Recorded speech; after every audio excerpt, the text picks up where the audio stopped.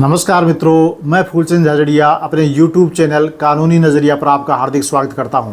आज कानूनी विषय पर चर्चा के क्रम में एक बहुत ही रोचक कानूनी विषय पर चर्चा करेंगे और वो ये है कि फौजदारी मुकदमा जो होता है, क्रिमिनल केस, दांडिक प्रकरण, तो उसमें क्या प्रक्रिया होती है।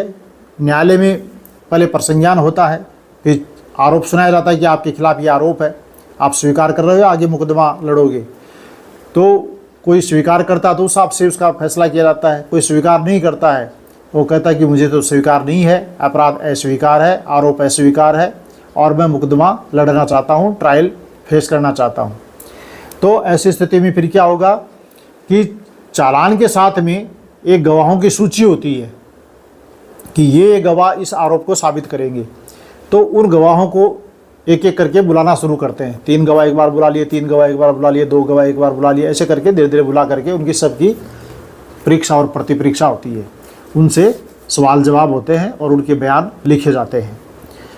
और जब उनकी साक्ष्य पूरी हो जाती है तब बयान मुलजिम होते हैं। तब मुलजिम से पूछा जाता है कि इस गवाह ने ये कहा, आपको क्या कहना है, इस गवाह ने ये कहा, आपको क्या कहना है। और उस लास्ट में ये पूछा जाता है कि क्या आप अपनी कोई सफाई में, अपने कोई बचाव में कोई गवाह पेश करना चाहते हैं, कोई साक्ष्य पेश करना चाहते हैं। यदि वो हाँ कहता है तो उसको मौका दिया जाता है, यदि वो ना कहता है तो बहस सुन करके फैसला किया जाता है। तो ये एक तरीका है।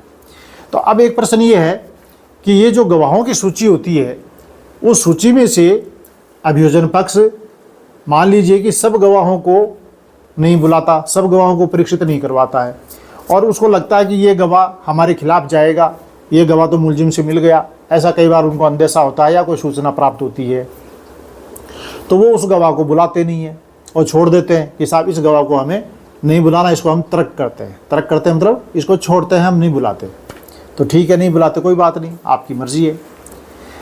अब प्रश्न ये आता है कि उसके बाद जब इनकी प्रोसिक्यूशन की एविडेंस समाप्त हो गई और बयान मुलजिम हो गए और साक्ष्य सफाई में मुलजिम यदि कोई गवाह पेश करना चाहता है, साक्ष्य पेश करना चाहता है, तो क्या अभियोजन पक्ष के द्वारा इस प्रकार के तर्क किए गए गवाह या छोड़े गए गवाह को मुलजिम अपनी तरफ से बुला करके और कोर्ट में बयान करवा सकता है?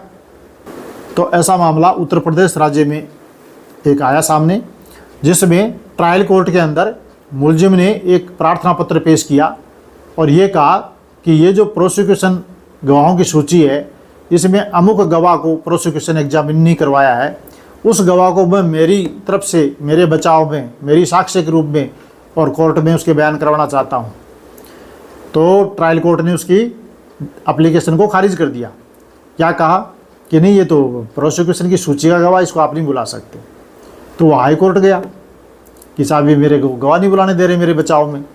तो हाई कोर्ट ने भी उसकी खारिज कर दी और नीचे की ट्रायल कोर्ट के आदेश को ही सही माना।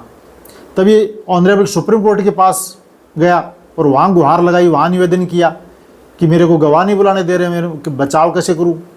तो इस मामले में ऑनरेबल सुप्रीम कोर्ट ने ये कहा कि ये नीचे की ट्रायल कोर्ट और ऑनरेबल हाई कोर्ट के जो फैसले आदेश हुए हैं, ये दोनों बिल्कुल गलत आदेश हुए हैं। कैसे आदेश हुए हैं गलत? उन्होंने कहा कि ऐसे गवाह को जिसको अभियोजन पक्ष ने नहीं बुलाया, उसको छोड़ दिया है, तो उसको अभियुक्त चाहे तो अपनी तरफ से बयान कराने के लिए बुला सकता है अपने बचाव में। इसमें दिक्कत कहाँ है?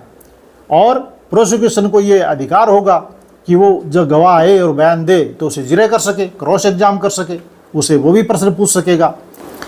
तो ऑनरेबल सुप्रीम कोर्ट के इस निर्णय से हम ये समझते हैं कि अभियोजन पक्ष कोई गवाह को तर्क कर देता है, किसी गवाह को छोड़ देता है, नहीं बुलाता है, तो उस छोड़े हुए गवाह को अभियुक्त चाहे तो अपनी साक्ष्य सफाई में, अपने बचाव में, अपनी ओर से बयान देने के लिए न्यायालय के माध्यम से तलब करवा सकता है और उसके बयान करवा सकता है। और अभियोजन पक्ष जब वो गवाह आएगा तो उसे जिरह कर सकता है। तो आशा करता हूँ आपको ये छोटा सा वीडियो और ये छोटी जानकारी अच्छी लगी होगी, और अच्छा लगा हो तो आप इसे लाइक कीजिए, शेयर कीजिए, सब्सक्राइब कीजिए। बहुत बहुत धन्यवाद। नमस्कार।